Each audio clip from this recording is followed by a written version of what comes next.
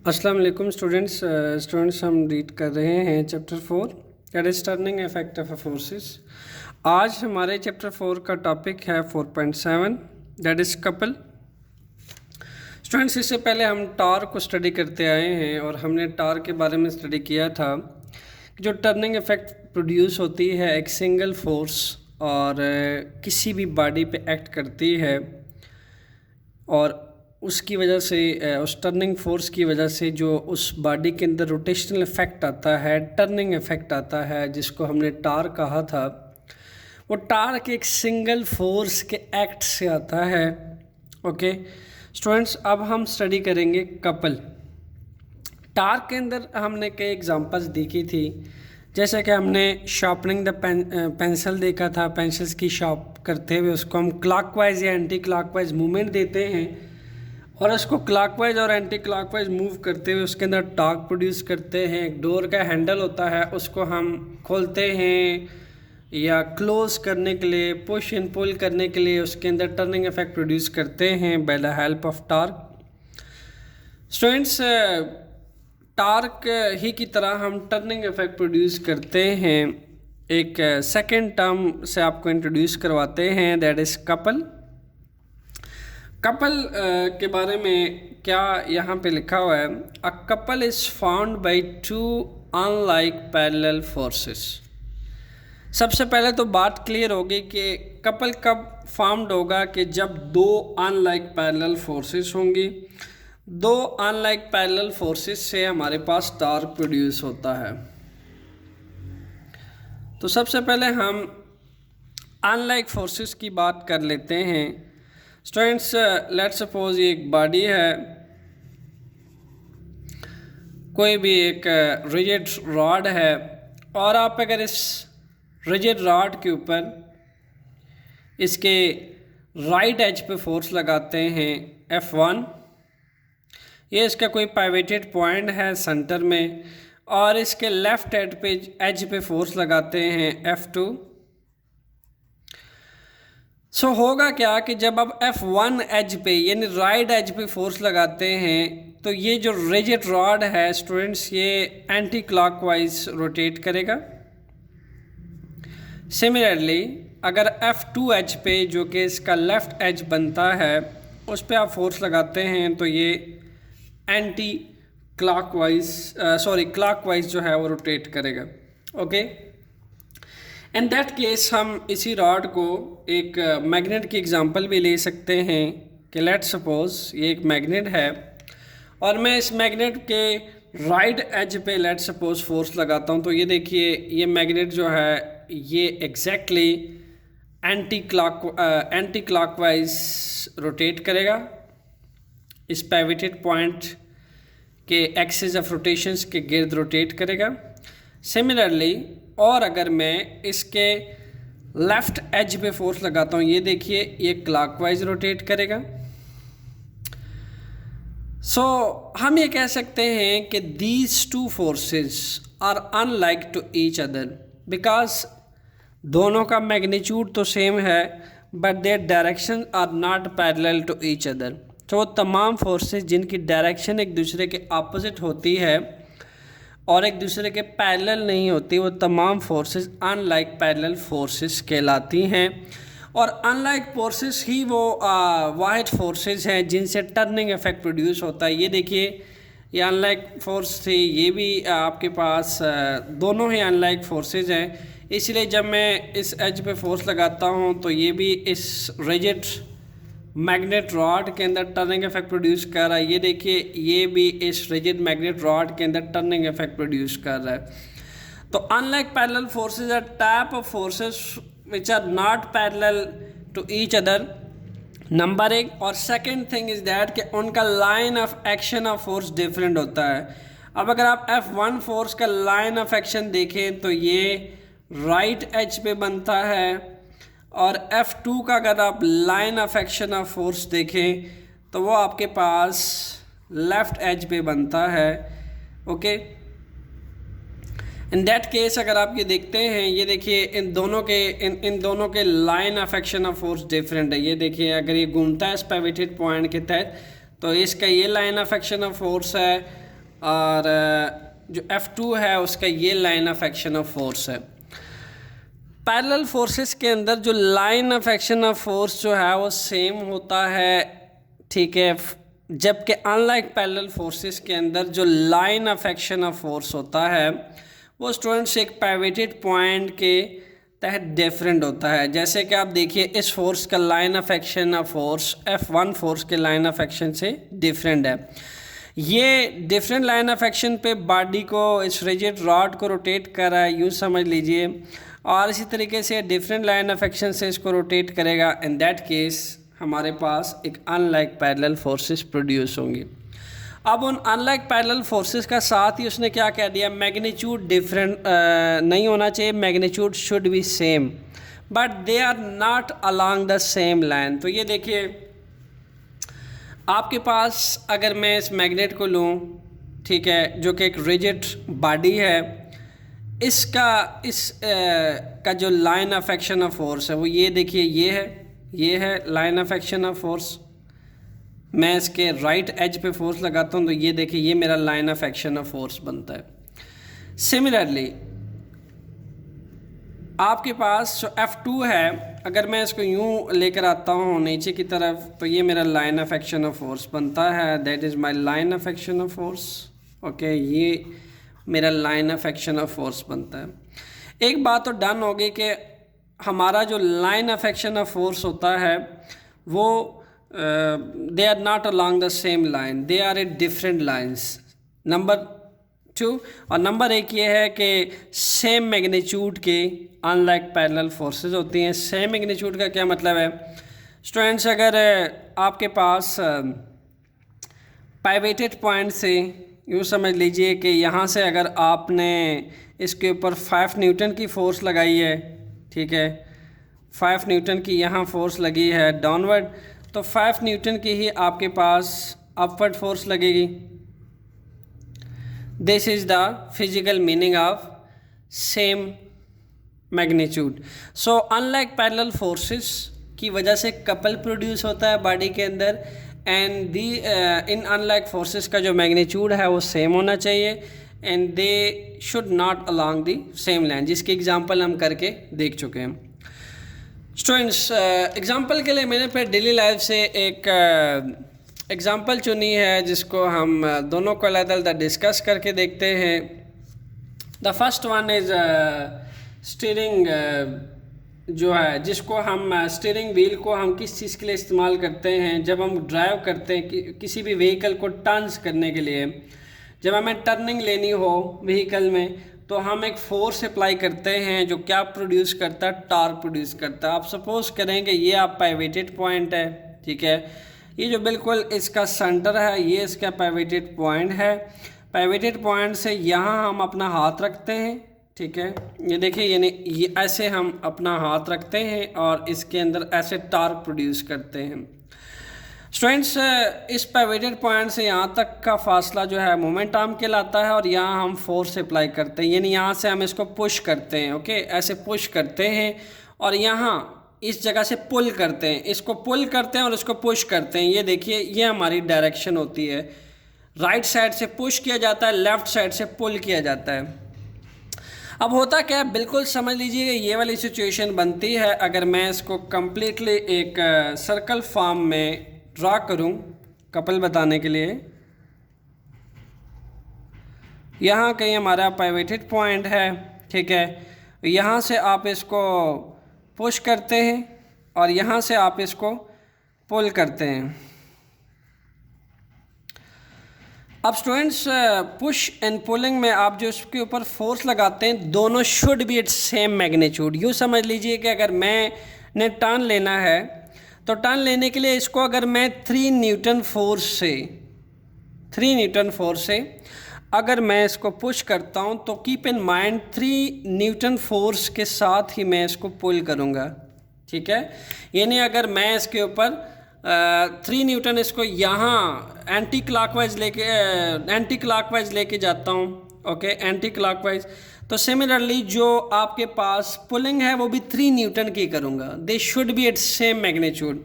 Secondly देखा जा सकता है कि दोनों they are not along the same line, इसकी line of action of force ये बनती है, लुक एट दैट, और पुल की line of action of force ये बनती है। दोनों की लाइन ऑफ एक्शन, ये पाइवेटेड पॉइंट है, देखिए ये line of action of force ये बन रही है, और इस पाइवेटेड पॉइंट से ये जो पुश की line of action of force ये बन रही है। दोनों डिफरेंट है, they are not along in the same line, ये ऐसे है और ये ऐसे है, और दोनों ही अनलाइक पैरेलल फोर्सेस हैं, है तो एक दूसरे के पैरेलल स्टूडेंट्स, ओके, है एक दूसरे के पैरेलल। देखिए ये बिल्कुल इसके पैरेलल लग रही है, ये देखिए और ये देखिए, दे आर बट अनलाइक है। अनलाइक मीन्स कि दोनों की डायरेक्शन जो है that is opposite to each other, direction इनकी सेम नहीं है, डायरेक्शन इनकी अपोजिट है एक दूसरे से, और मैग्नीट्यूड जो है दोनों फोर्सेस का सेम है। सेकंड थिंग इज़ दैट ये जो आपको पाइवेटेड पॉइंट से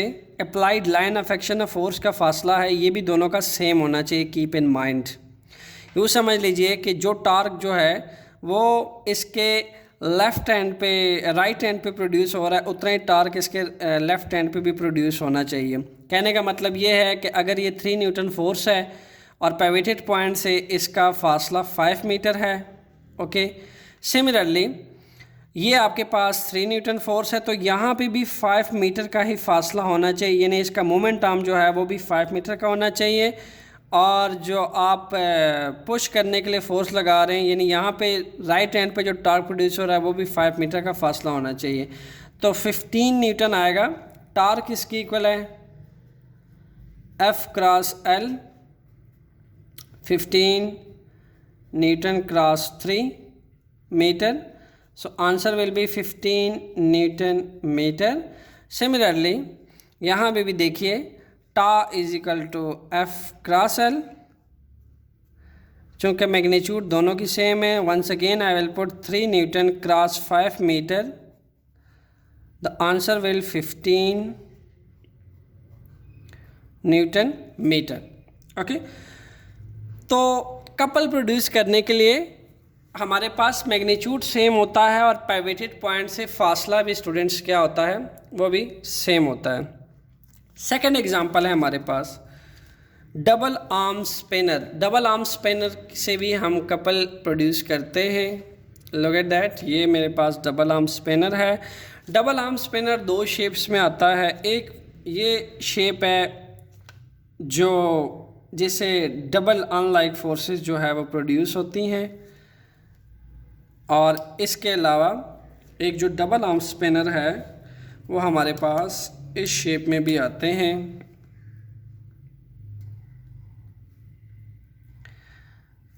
यहाँ से एक स्पिनर आता है एंड लेट्स सपोज ये कोई नट है,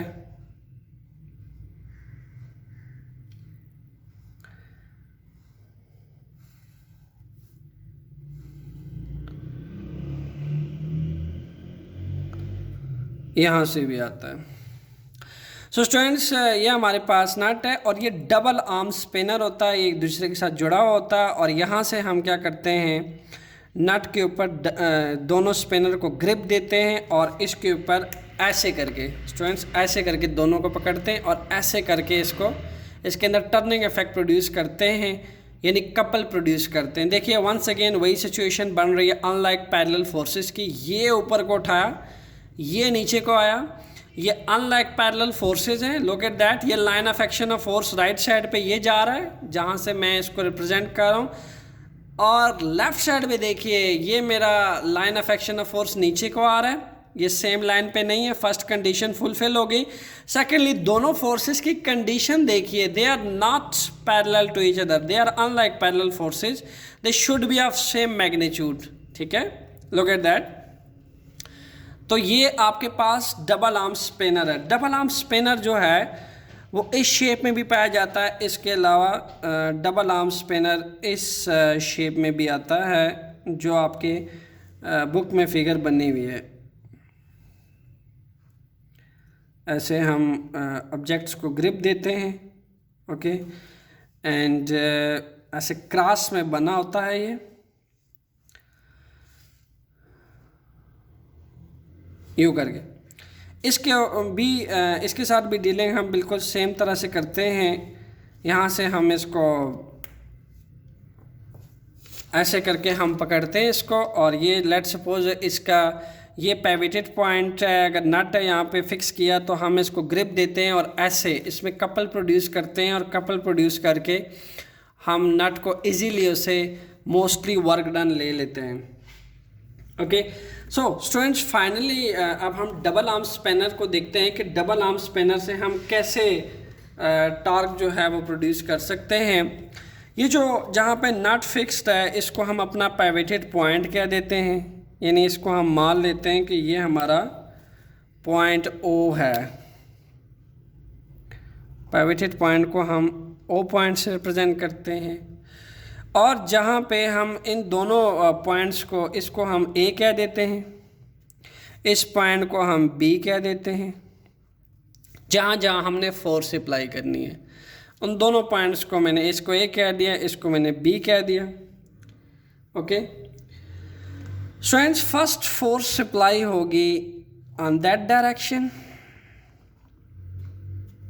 एंड सेकंड फोर्स अप्लाई होगी इस डायरेक्शन में।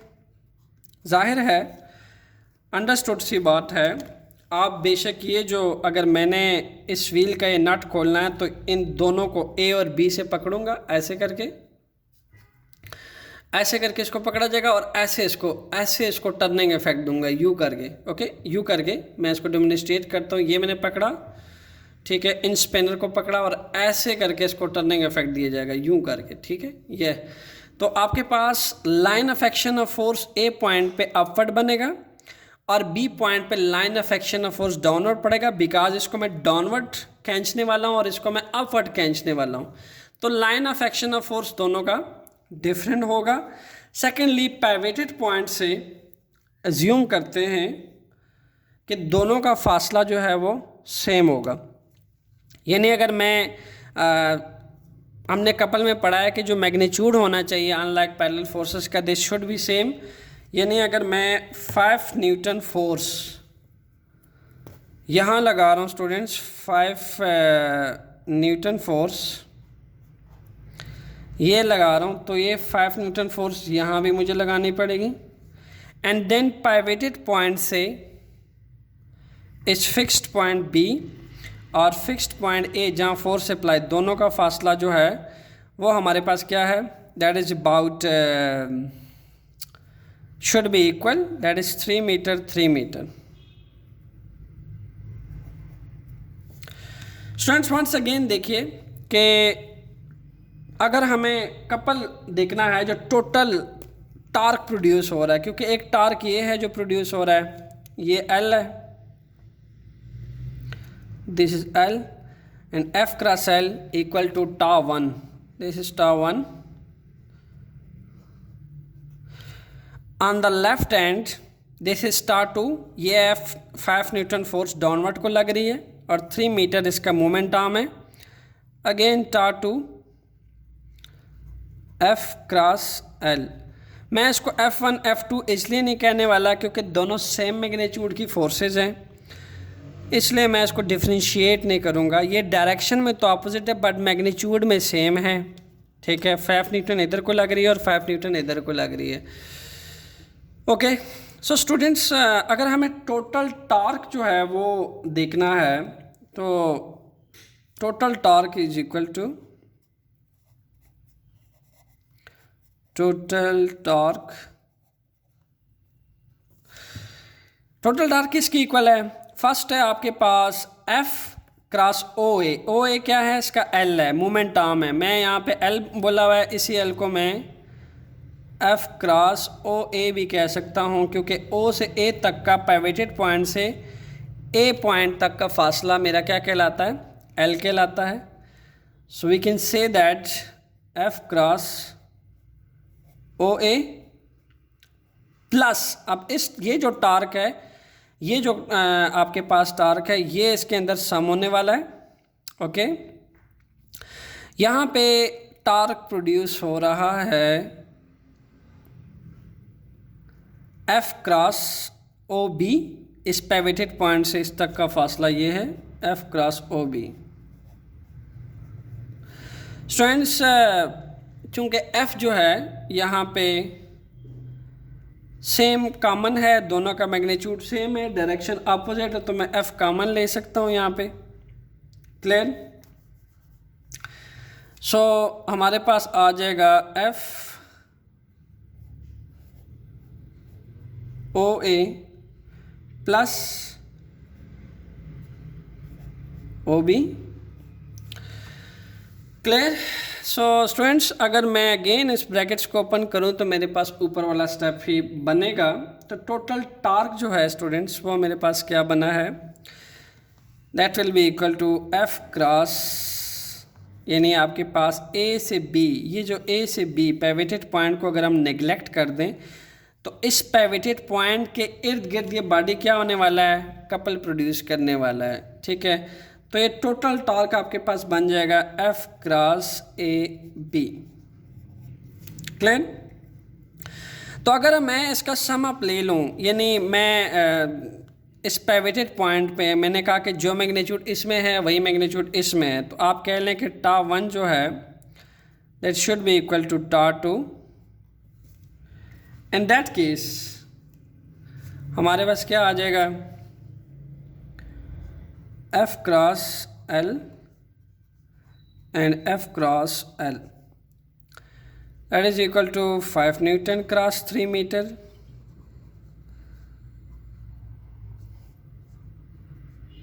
5 newton cross 3 metre. So students हमारे पास टोटल आ जाएगा 15 newton metre and 15 newton metre. तो मैं अगर टोटल टॉर्क निकालता हूं तो क्या आने वाला है, 15 newton metre plus 15 newton metre,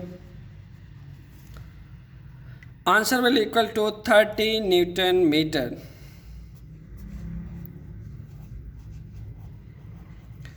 अब इस 30 न्यूटन मीटर का मतलब समझना है क्या है। आप देखिए मैंने तो यहाँ पे इस डबल आर्म स्पिनर पे सिर्फ और सिर्फ दोनों हाथों से 5 न्यूटन की फोर्स लगाई थी, यहाँ से भी 5 न्यूटन, यहाँ से भी 5 न्यूटन। अगर चले मैं दोनों का मैग्नीट्यूड भी एडअप करता हूँ सिर्फ 10 न्यूटन बनता है। लेकिन स्टूडेंट्स टोटल टर्निंग इफेक्ट जो प्रोड्यूस हुआ है इस डबल आर्म स्पिनर से वो 30 न्यूटन मीटर का प्रोड्यूस हुआ है। यूँ समझ लीजिए कि हमें फोर्स कम लगानी पड़ी है और हमें आउटपुट वर्क डन का ज़्यादा मिला है, टर्निंग इफेक्ट ज़्यादा मिला है, टर्निंग इफेक्ट ज़्यादा प्रोड्यूस हुआ है। तो हम ये कह सकते हैं बनिस्बत टार्क के एक सिंगल फोर्स के, जब हम एक अनलाइक पैरेलल फोर्सेस लगाते हैं ऑब्जेक्ट्स पे, हम ये जो व्हील के नट्स खोलने के लिए डबल आर्म स्पिनर यूज़ करते हैं, दोनों को पकड़ते हैं और इसमें कपल प्रोड्यूस करते हैं और इसको ओपन करते हैं, तो कम फोर्स लगा के हम ज़्यादा वर्क डन ले लेते हैं, ज़्यादा टर्निंग इफेक्ट प्रोड्यूस कर सकते हैं in case of applying unlike parallel forces. Similarly जो आपके पास स्टीयरिंग ऑफ व्हील है, यहाँ भी आप यही होता है कि जब हम टर्निंग लेते हैं तो एक साइड से इसको पुश करते हैं और एक साइड से पुल करते हैं और कपल प्रोड्यूस करते हैं इसके अंदर अनलाइक पैरेलल फोर्सेस लगा के along the different lines of action of force. और मैक्सिमम हम क्या करते हैं, थोड़ी सी फोर्स लगा के पूरा व्हील जो है वो व्हीकल का टर्न कर देते हैं, मैक्सिमम वर्क डन ले लेते हैं। सिमिलरली नट्स के साथ जब हम डील करते हैं, डबल आर्म स्पिनर के साथ जब हम डील करते हैं, तो देखा कि हमने सिर्फ 5 न्यूटन की फोर्स लगाई, जबकि उसका वर्क हमें डबल होकर मिला, 30 न्यूटन मीटर का टोटल नेट टॉर्क प्रोड्यूस हुआ है ओवरऑल पूरे सिस्टम के अंदर, जबकि फोर्स आपको बड़ी कम लगानी पड़ी। इस बात से साबित होता है कि जब हम फोर्स कम लगाते हैं और कपल प्रोड्यूस करते हैं तो हमें मैक्सिमम वर्क डन मिलता है और मैक्सिमम वर्क डन हासिल कर सकते हैं by the different line of action of force और कपल प्रोड्यूस करके।